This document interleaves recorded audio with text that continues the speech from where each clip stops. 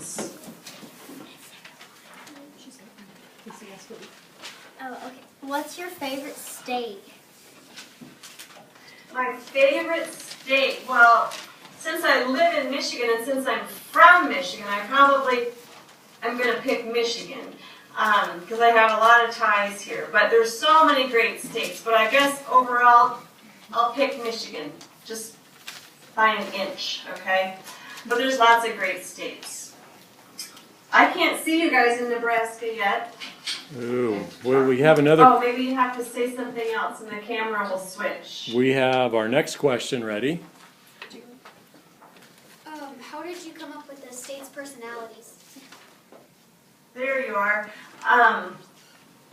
Well, sometimes I would think about what a state was known for, and I would include things like that, like maybe they, like Idaho. In the talent show, I guess she talked about potatoes all the time because Idaho grows a lot of potatoes. Or maybe if there's a state that lives by the ocean, or like Arizona wasn't used to the ocean, and so when she switched with, I forgot which state she switched with, but it was on the East Coast, she wasn't used to the ocean waves, and so things like that I would think about.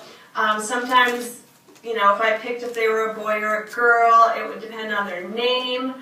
Sometimes like Georgia, or what were some of the other ones I picked as girls based on their name? Virginia, yeah, thank you.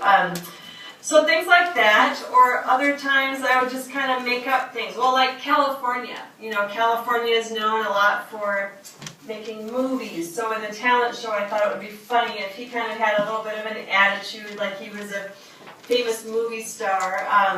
I won't always make him like that, but I just thought that might be funny in that book. So things like that. Sometimes I just kind of give them whatever personality I think is funny, or how they relate to another state. Then their personality kind of comes out. But I think it's still kind of developing. The next book I make about the states will probably, you know, see their personalities even more. So I don't know. I like doing that though. It's a lot of fun. Sometimes I just make up little word balloons to include extra information that they might want to tell about their states too. So You want to talk about the mistake?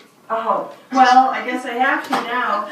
All right, so Sue Porter brought up a good point, and not many people know this unless you've read the stories a bunch of times. Then you might notice. But all right, in the original Scrambled States book, I made Alaska a boy. It mentions in here that it's a he. That it says something about Michigan's thumb tickling his right side and Oklahoma's handle jabbing his left side. So he's a boy.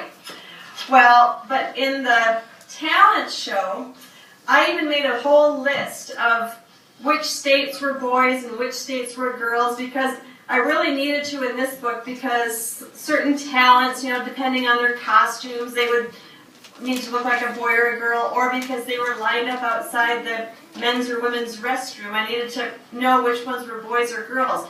So in the first one, Alaska was a boy, and then when I made all the sketches for my book, before I painted it, I had to sketch it all out, I had Alaska as a boy.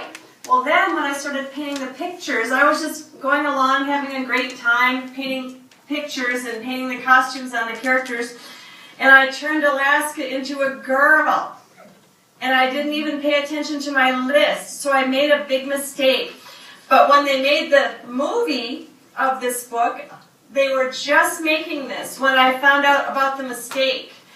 And so they made a little joke about it in the movie, about him being dressed like a girl.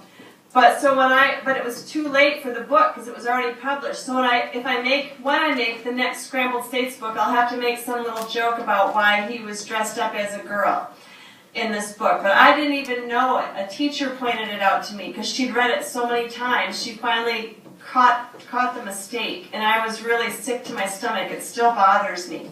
So I'll have to make a little joke about it someday to explain it. All right. So I think that was one question. Who's next? Is it fun being an author? It really is a whole lot of fun being an author, but it's a lot of work too. And I think I don't mind all the work that it takes because it's also fun. It's something that I love to do. But yeah, it's a whole lot of fun. I feel lucky every day that I get to do this for my job. All right, how about one more? What is the hardest part of writing a book? The hardest part, well, sometimes coming up with ideas is hard. Sometimes they pop in my head like scrambled steaks, or I go somewhere and get inspired like Arnie the Donut, going into a donut shop and watching donuts being made. But probably the hardest part is doing all the rewriting and editing. You probably talked about that in your class, where you have to just write your stories again, or your assignments. And I rewrite my stories again and again and again. I don't mind doing that though, but it is a lot of hard work, and it gets really frustrating sometimes when I can't figure it out as quickly as I would like to.